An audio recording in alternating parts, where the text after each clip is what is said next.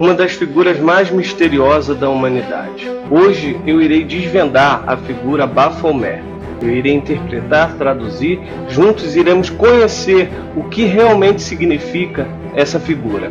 E também falarei como essa figura começou a ser associada com a ordem maçônica.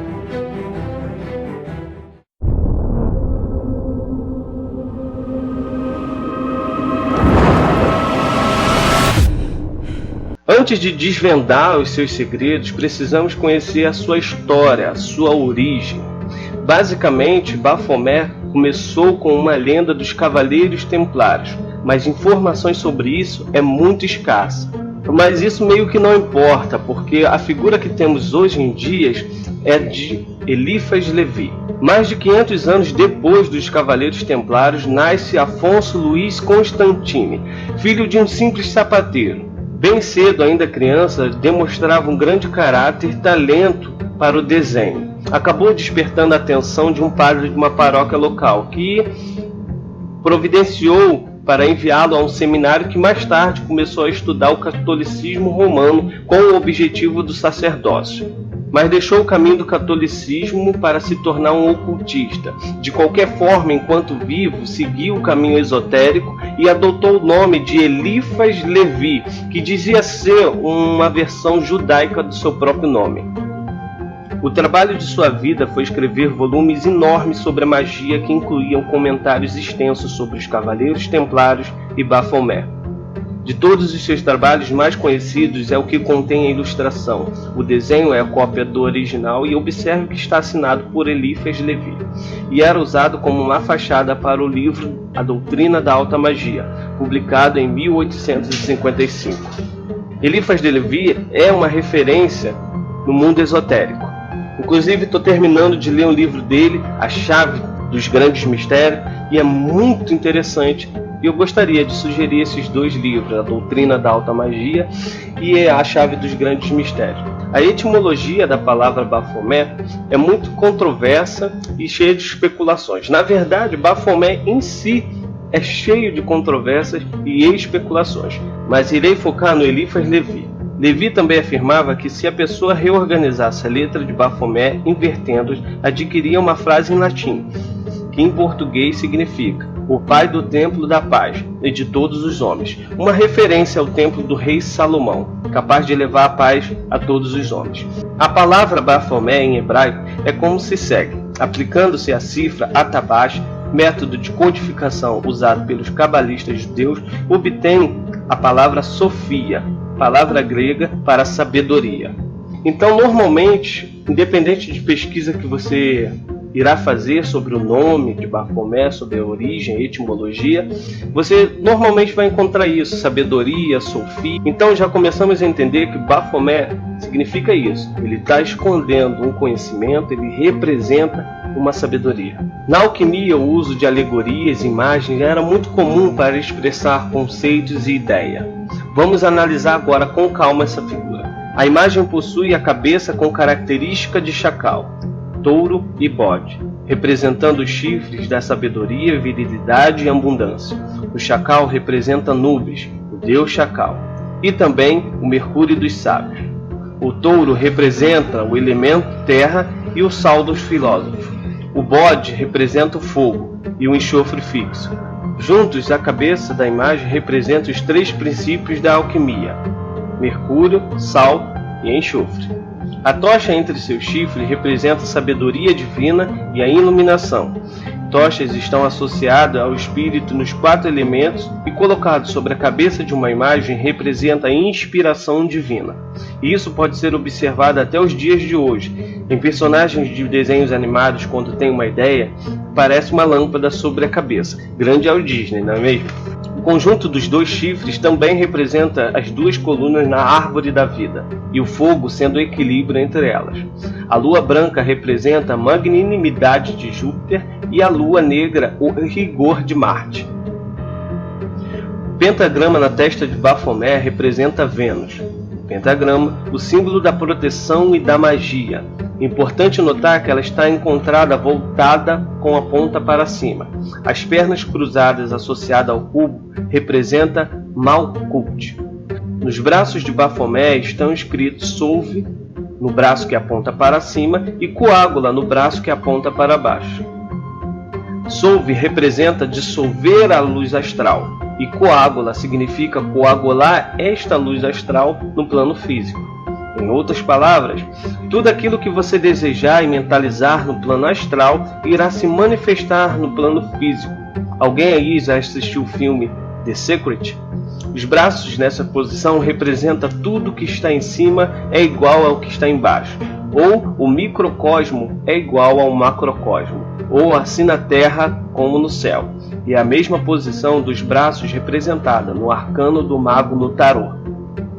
A partir de agora já começamos a ver diversas referências em outros tipos de segmentos religiosos, filósofos e ensinamentos esotéricos também. A imagem possui escama, representando o domínio sobre as águas ou emoções. A imagem possui asas, representando o domínio sobre o ar ou a razão. A imagem possui patas de bode, representando seu domínio sobre a terra ou o material. Também representa a escalada espiritual.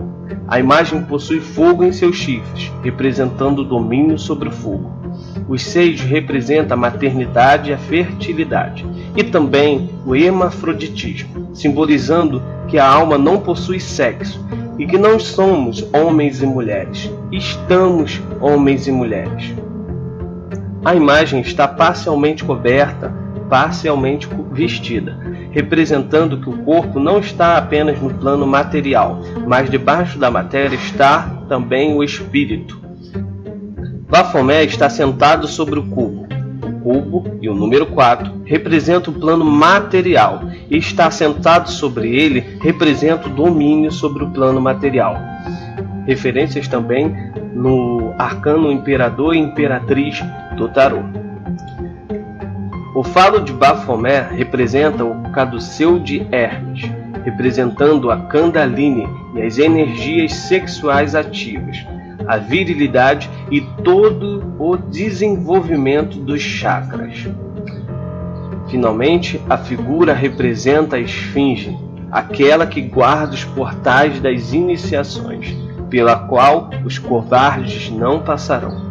Aquele que temer a figura por pura ignorância, jamais será o iniciado. Esses são todos os símbolos contidos nessa figura. Mas eu acredito que vocês também estão interessados no envolvimento da figura com a maçonaria.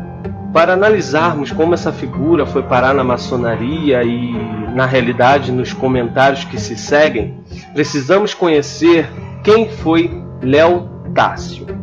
Tássio foi iniciado na maçonaria, mas foi expulso ainda quando era aprendiz.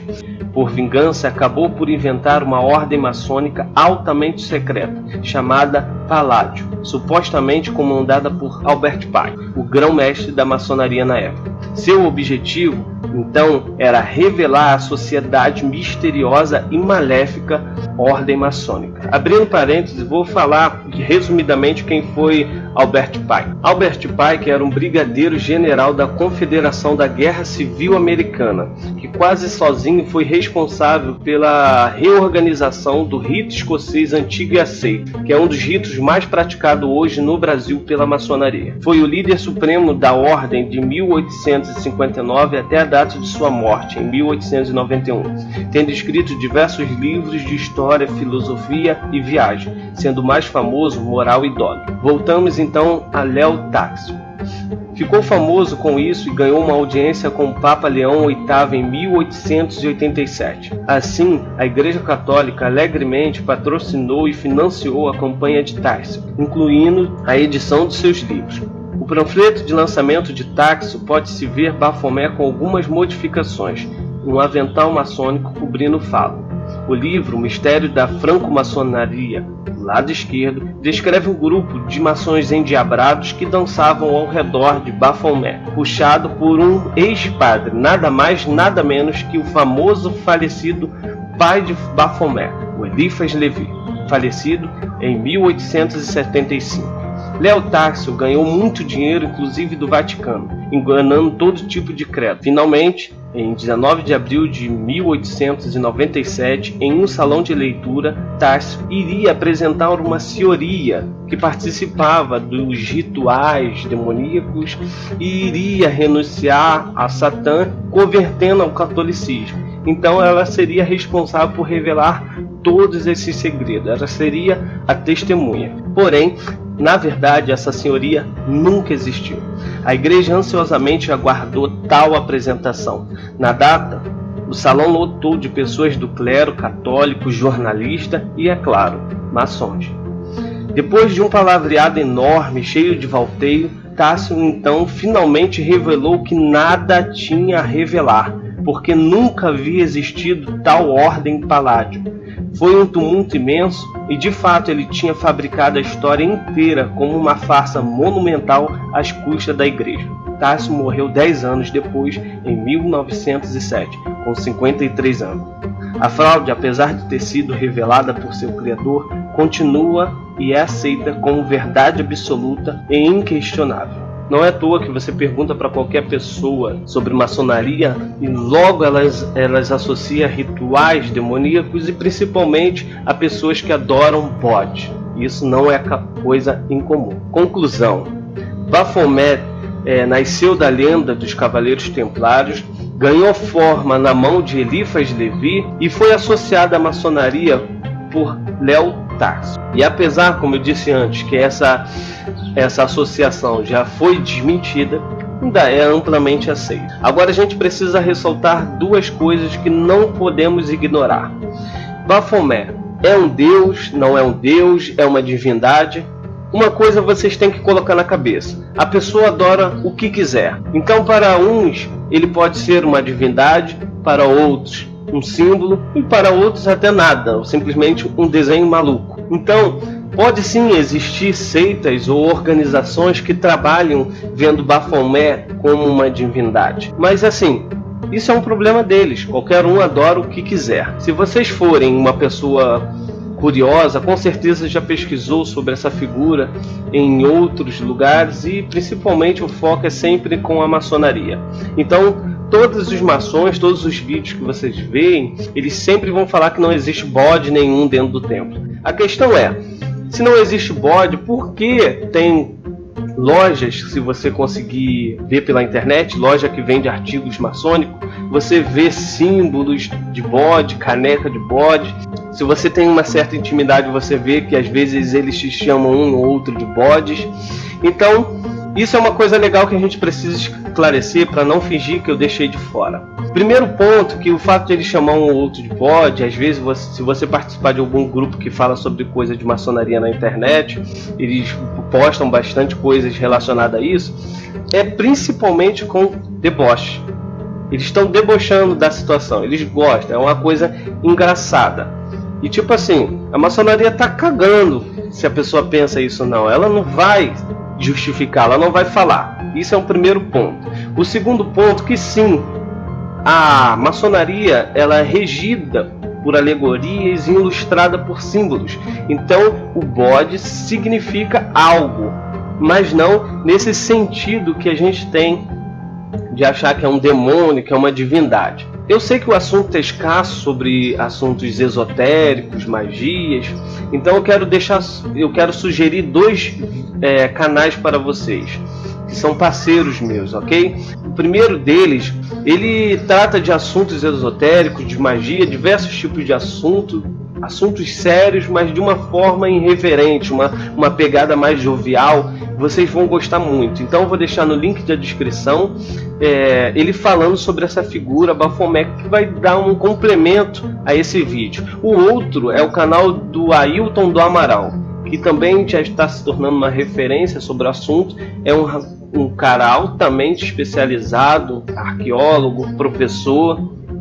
Então ele trata desses assuntos também, e eu quero aconselhar esses dois vídeos para vocês, tá bom? Do mais, dá um like, comente no vídeo e um abraço para todos vocês.